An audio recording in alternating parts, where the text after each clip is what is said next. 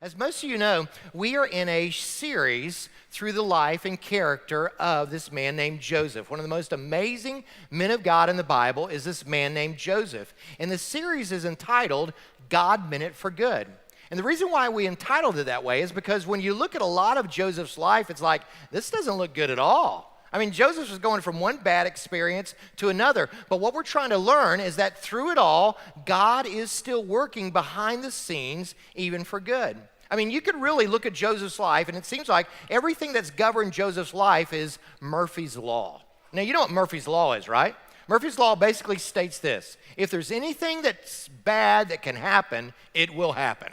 They say, okay, if you've got a jelly side piece of toast, it always falls jelly side down onto the carpet. And that's especially true if it's really expensive carpet, right? Or if you're in a line waiting, your line always is slower than anybody else's line. Well, that's Murphy's Law. If anything bad could happen, it will happen. Well, that seems to be the way that Joseph's life is going. You could almost call it Joseph's Law, because Joseph is having these ups and downs. I mean, on the one hand, he was favored by his father, but he was hated by his brothers. God gave him a dream of him having power, and then he's sold into slavery. As a slave, God exalts him, but then what happens? He is tempted by, Potiphar's wife. And then he overcomes the temptation, but then there's this false, trumped-up accusation of rape that she says against him. And what happens? He lands there in prison. And that's where we are today. Joseph is in prison. It's unjust, it's wrong. He was doing the right thing, and now he's being treated unjustly, and yet that's where he's at. He's in a state of prison that he's going to be there for years. Now, as I was thinking about Joseph in prison, I realized I couldn't fully relate to all of that. And yet I remember years ago there was a book written by a downed fighter pilot during the Vietnam War. His name was Howard Rutledge. He wrote the book in the presence of my enemies.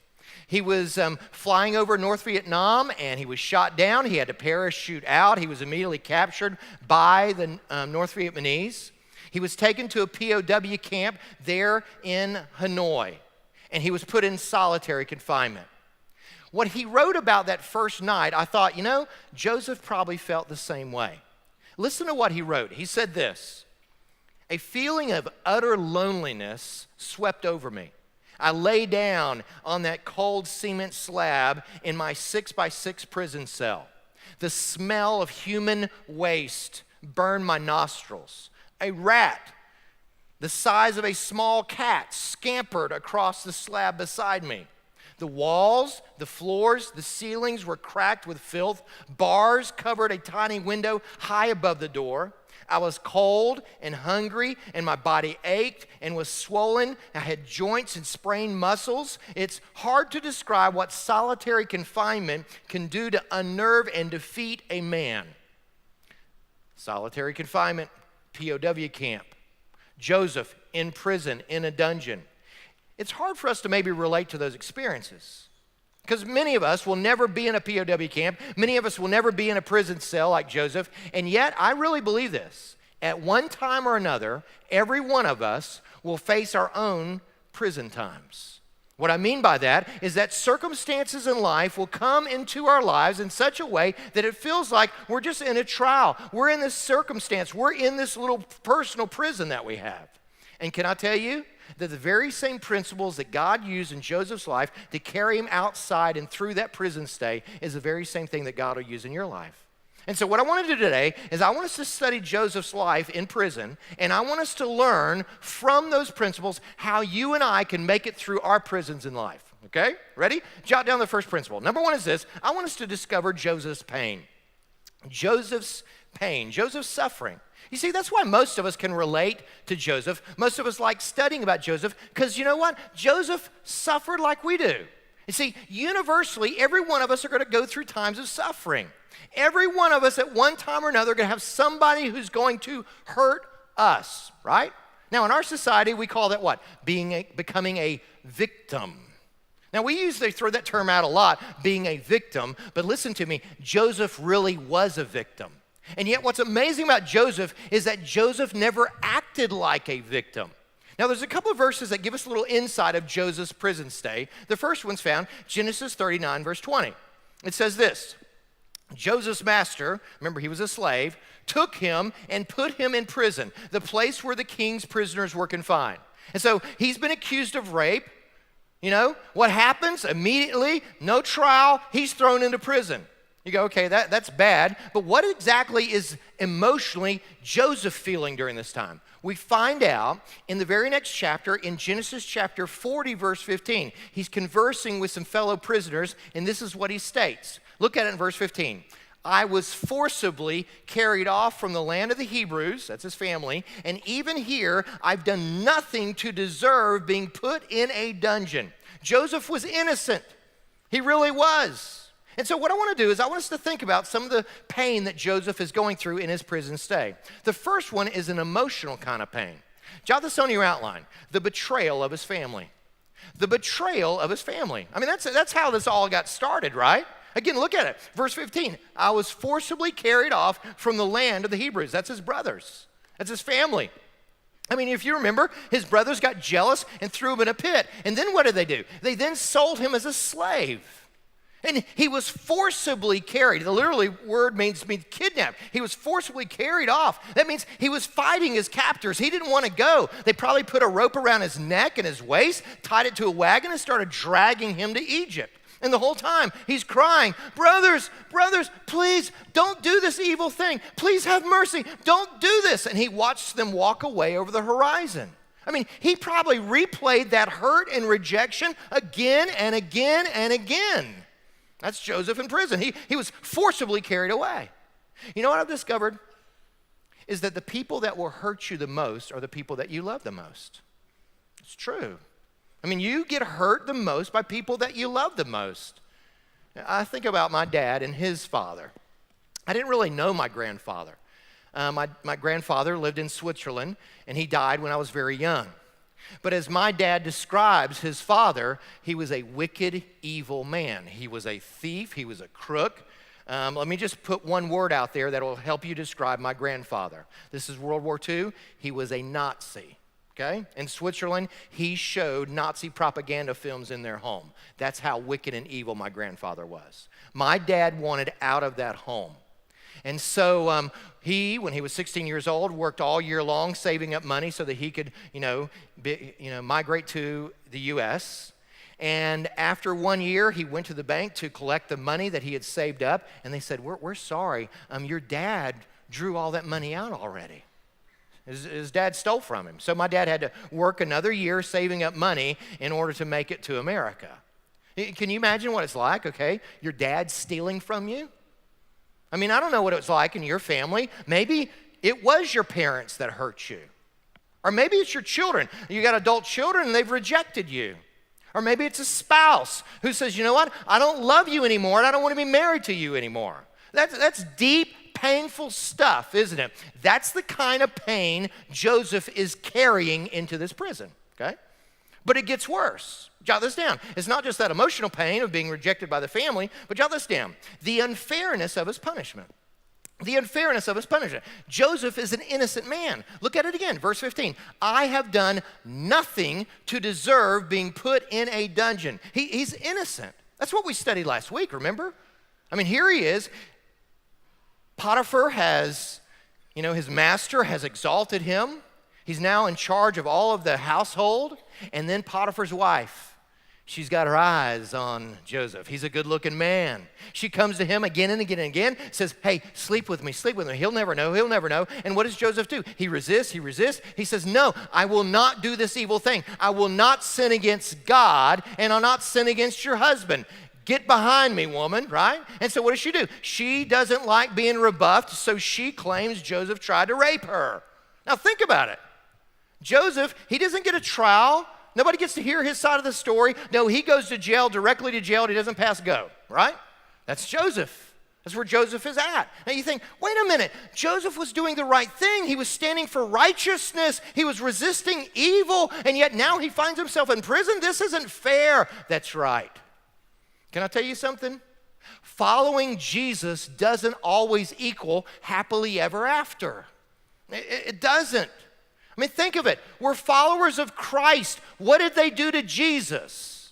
He had one of his best friends betray him, and they crucified him without cause. If you're a follower of Christ, guess what? The world may treat you just like they did Jesus. There may be some injustice in your life, a false accusation, a betrayal, a hardship. That's what happened to Jesus. That's what happened to Joseph. That may be what happens to you as well. That's where Joseph is at. Unfair punishment. But there's a third type of pain that Joseph is enduring in prison. It's actually the physical heartache and pain of prison, the misery of his prison stay. How does Joseph describe it? He says it's a dungeon. Look at it, verse 15. I'm put in a dungeon. Now remember, this is Egypt 4,000 years ago. Joseph's prison, he doesn't have weights and cable TV and cigarettes. No, this is a cesspool. This is a pit that he's thrown into with rats and excrement. And that's where he is. In fact, listen to how this is described. In Psalm 105, we have a description of this. It's sort of the retelling of Joseph's story. In Psalm 105, verse 18, it says this. There in prison, they bruised Joseph's feet with fetters and placed his neck in an iron collar. Fetters on the feet, iron collar on the neck, that's tough stuff. This didn't just last a day or a week or a month. No, it lasted for years. So tell me, how would you feel if you were in Joseph's condition? Get a little bitter toward God? God, this isn't fair. I mean, I've done nothing wrong here. I'm rejected by my family. I'm sold into slavery. I get a promotion, but now I've lost a job. Now I'm thrown in prison as false accusation of rape. I mean, goodness gracious, God. I mean, here I am, the best years of my life. I'm stuck in a prison. I'll probably never get married, never have children. I mean, I'm probably going to die in this Egyptian hole. That's Joseph. From all the external circumstances, that's what his life looks like. So how do you respond in moments of suffering when you're walking through the prisons of life? Well, let me tell you typically how we do respond. I've put this on your outline. Typical response to suffering is disappointment, which then leads to disillusionment, which then leads to depression. It's a slippery slope. We've all experienced it one time or another. I mean, basically, you have this disappointment in life. Things are not working out the way that you thought that they would. And then you get disillusioned. You get disillusioned with life, disillusioned with people, disillusioned with God. And as soon as you lose hope with God, then depression seeps in, and it's a hard pit to get out of. That's real easy for us to fall into. I know I have. Maybe you have as well. But you know what? Joseph didn't. You go, how? Well, here's a simple principle. You have a choice. No matter what suffering, what trial, what circumstance you will find yourself in, you have a choice. Either you will choose to push God away, or you will choose to press into God even more. Joseph, in this time of suffering, he did not. He chose not to push God away. No, he chose to push into God even more. And that's the key. And so here's Joseph's pain. But I want you to know there's something else going on besides Joseph's pain. Let's look at it from God's perspective. Jot this on your outline. Joseph's test. Joseph's test. You see, God always has a plan for your pain, and it involves some kind of test. Now, God's not the one who causes all this pain. No, Satan's intending this for evil, but God's going to use it for testing. Again, look at how this is described in Psalm 105. It tells you what's happening from God's perspective now in Psalm 105, verse 17. It says, Joseph, who was sold as a slave, they bruised his feet with fetters, placed his neck in iron collar. Verse 19, here's the key. Until the time came to fulfill his dreams, the Lord tested Joseph's character. In your outline, circle that. Circle, Lord tested Joseph's character. The trial was external, but the test was internal in his heart. And just like a person can refine precious metal and through the fires of life and impurities, God will take the fires of life and refine your heart as well. Did you know that this past week was a test? It was. That pain, that person, that problem, they were all a test. Now, God may not be the one who caused it, but God was the one who wanted to use it into your life. Now, think about it. Everything in life, if life is just random, and you have all these troubles and you got isolated hassles and you don't understand that God's working through all those things, then guess what? You're going to become bitter at life and bitter at God, because guess what? Life does stink. I'd write a book. Life stinks. It's true, right? But if you understand that, no, God is a sovereign God in your life, and he takes all the hassles, all that interpersonal problems, all the struggles in life that you may go through, and God is using it all to purify you, then guess what? Everything in life suddenly has purpose. Your last week was a pop quiz. How'd you do? That traffic, how'd you handle that? That conflict with that person in the office, how about that one? How about those aches and pains when you woke up this morning? How are you handling all that? Those are all a test. How are you handling it? Look at how the Apostle James puts it. In James chapter 1, he says this: when your faith is tested, your endurance has a chance to grow. So let it grow. And when your endurance is fully developed, you will be strong in character and ready for anything. When we started this series, Joseph was 17 years old. But guess what? He was prone to softness. His dad had indulged him, had spoiled him. Whenever Joseph shared his dreams, guess what? He was too full of himself. He was prone to, pride. Success came too easy for Joseph. But now, after this stint and time in prison, Joseph's a different man. There ain't no pride in this man. This man is fully devoted to God. You see, he has learned that if he can be fully devoted to God whenever things are rotten, and he's learned to walk with God through the prisons of life, guess what? Anything that God now puts in this man's life, he's ready for it. God's going to exalt this man. Now, on the outset, it looks bad. This looks like prison, but God says, no, this is boot camp. I mean, basically Joseph says, you know what? This looks like prison. This sounds like prison. This smells like prison. And God says, no. This isn't prison, Joseph. This is boot camp. I'm developing your character. And it's the same way with you. In whatever chapter of life God has you right now, you may go, this looks like rehab. Or this sounds like unemployment line. Or this smells like a hospital. And God says, no, I get that. But it's more than that. I'm developing something supernatural in you. Now, there's a principle, and we don't like to hear it, but I believe it's true. God is more concerned with your character than your comfort. It's true. God is all about developing you into the likeness of his son, Jesus Christ. And he doesn't cause all your trials, but he will take all of the suffering of this life and he'll use it as a test. Do you know how you'll pass the test of life? The same way Joseph did. You've got to hang on to two truths as you're being tested in your faith. What are they? Jot them on your outline. Number one is this. You got to hang on to this truth that God's presence is with you. God's presence is with you. God is there. He's sovereign over it all, and he's going to carry you through it. Over and over again in this passage about Joseph, we see it says over and over again that God was with him. Look at it. Genesis 39:21. The Lord was with him. He showed him kindness and granted him a favor in the eyes of his warden. In your outline circle, the Lord is with him. Now, typically what happens is whenever tragedy strikes us, what do? We go, God, where are you? Right?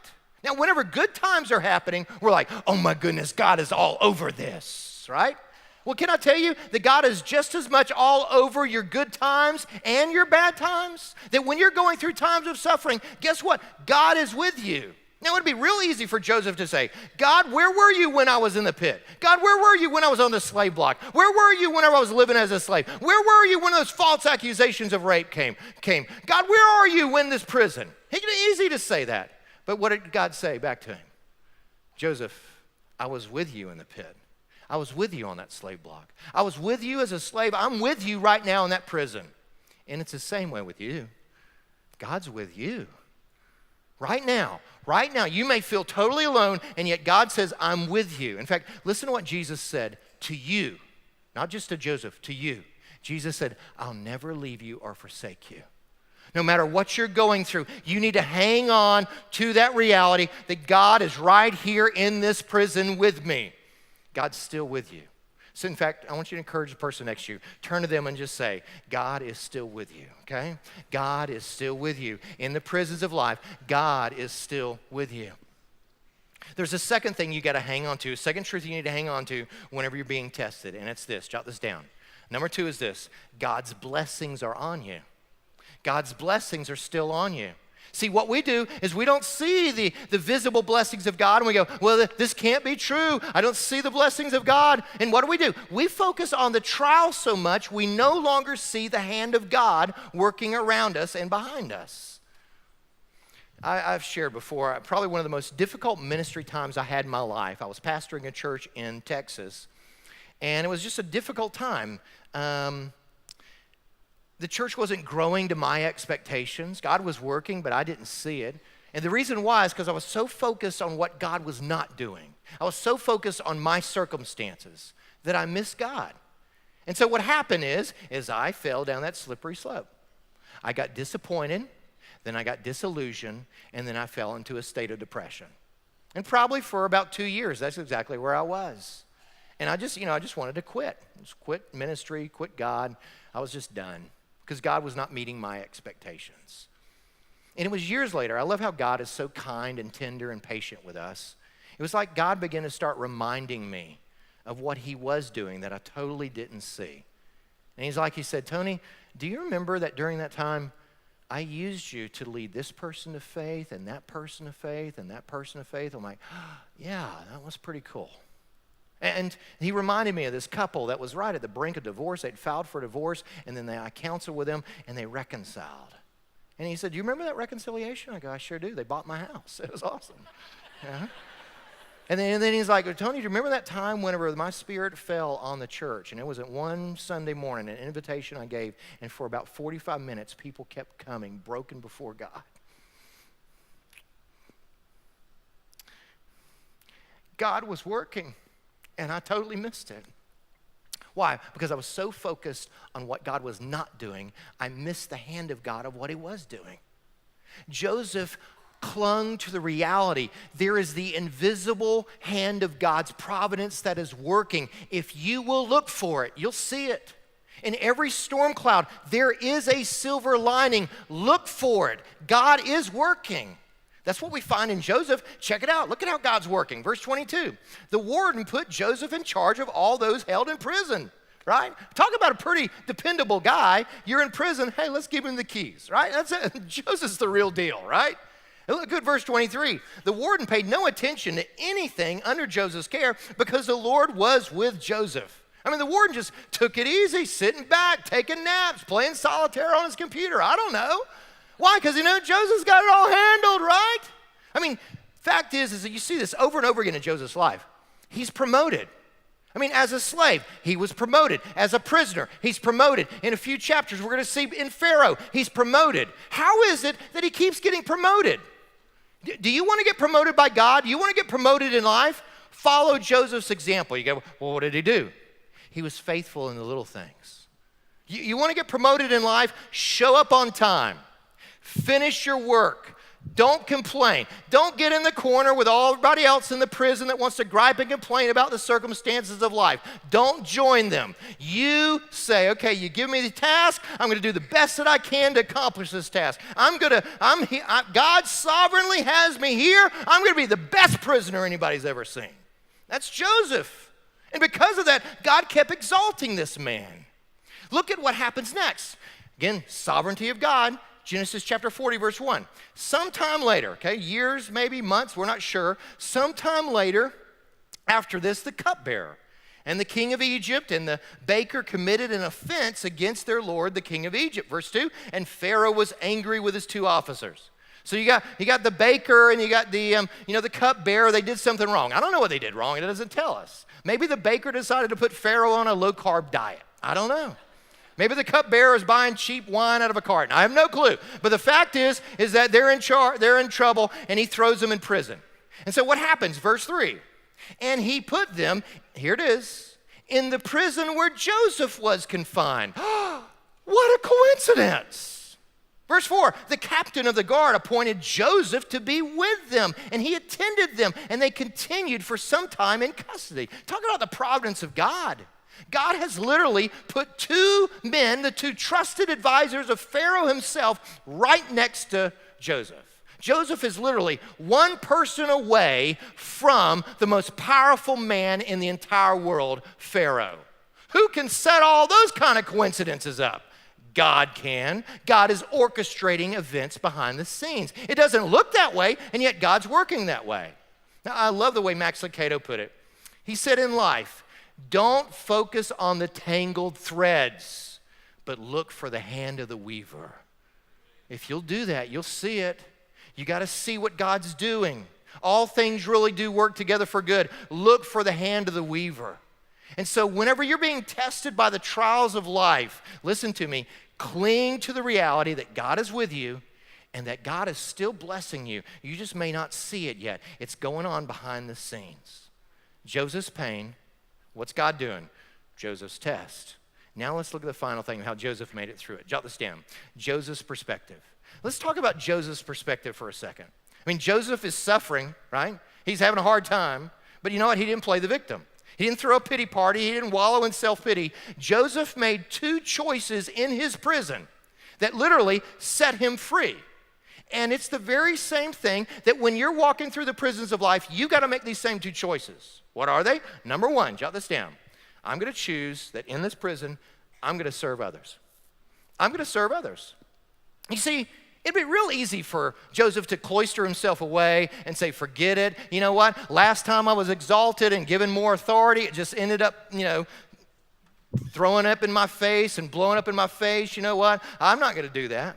No, Joseph said, no, God's got me as a prisoner. I'm going to be the best prisoner anybody's ever seen.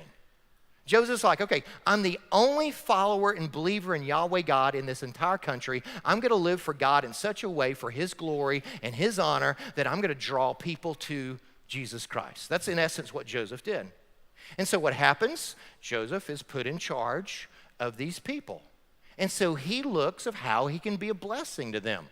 And so one day he comes to their cell and he sees that, oh my goodness, they're sad, they're downcast, they got sullen faces. Now it would be real easy for Joseph to go, who cares? So what? You had a bad rest, sullen, you're bitter. Well, you ought to hear my story. I'm the one who was betrayed by my brothers. I'm the one who doesn't deserve to be in here, right? He could have said that, but he doesn't. Look at how he responds in verse 6.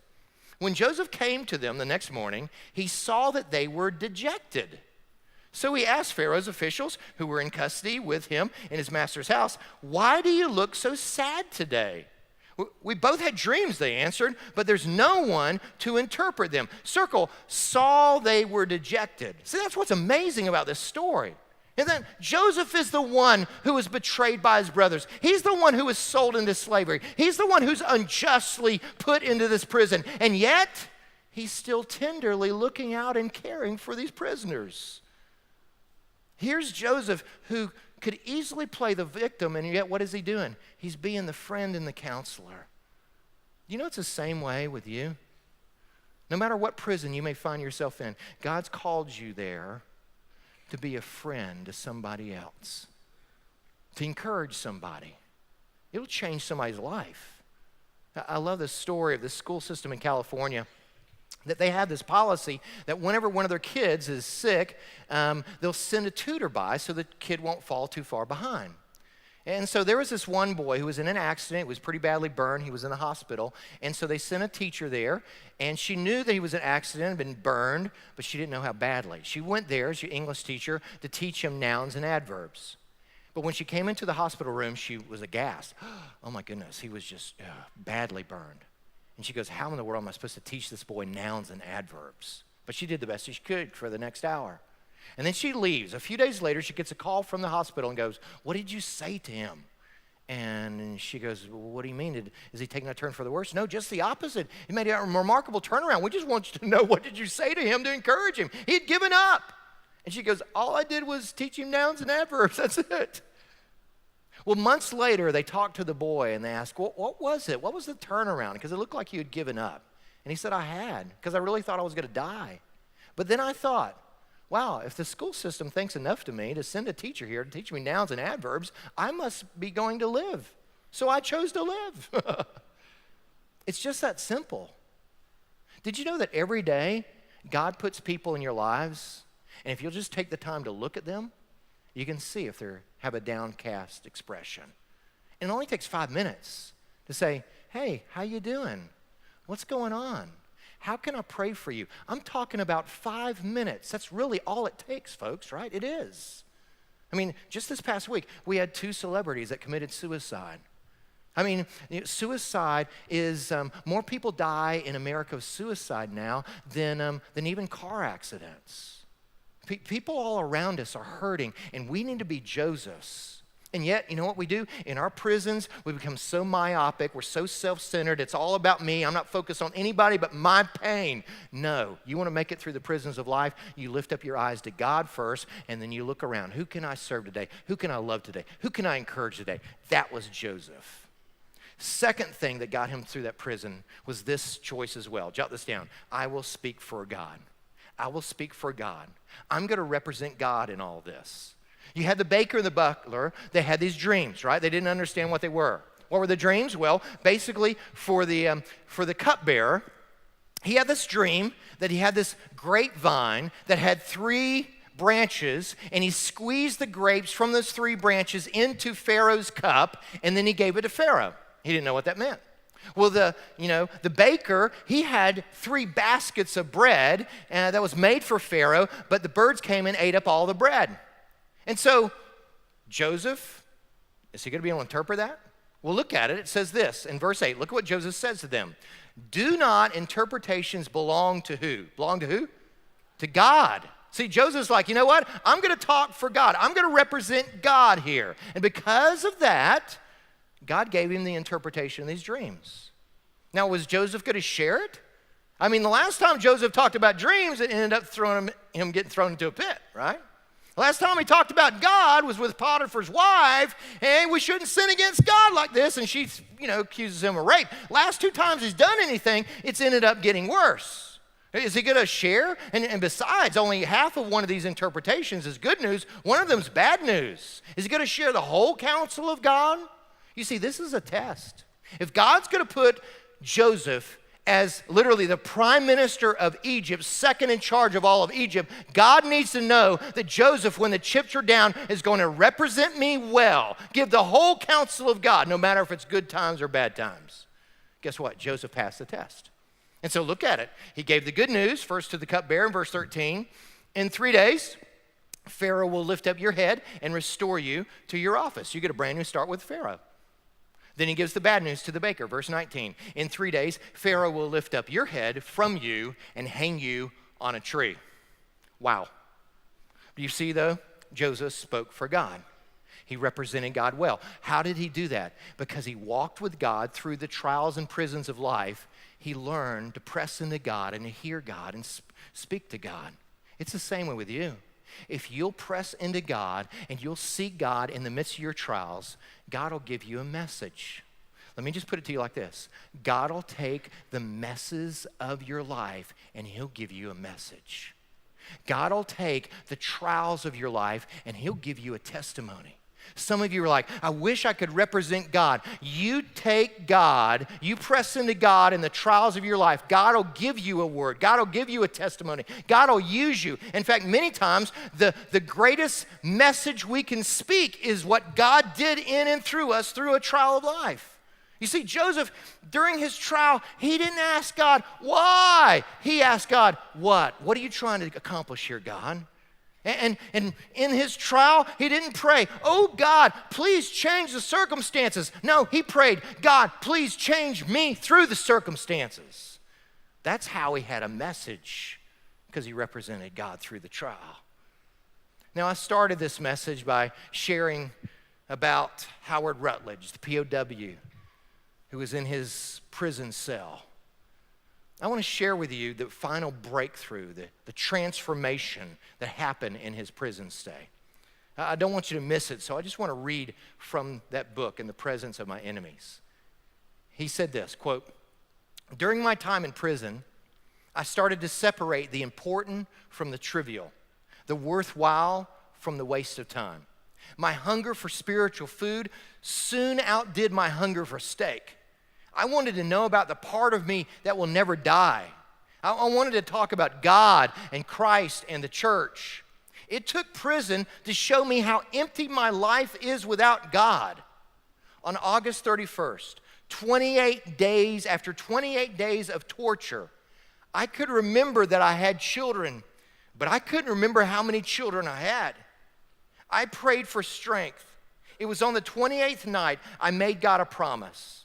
I said, Lord, if I survive this ordeal, the first Sunday back in freedom, I will join your church. Now, this wasn't a deal with God to get me through one last miserable night. It was a promise I made after months of thought. It took prison and hours of painful reflection to realize how much I needed God and the community of believers. After I made God that promise, again, I prayed for strength to make it through that night. And when the morning dawned, I thanked God for his mercy. Howard Rutledge passed his test of prison. So did Joseph. Will you? We're all going to have our moments and our times of prisons in life. We all will.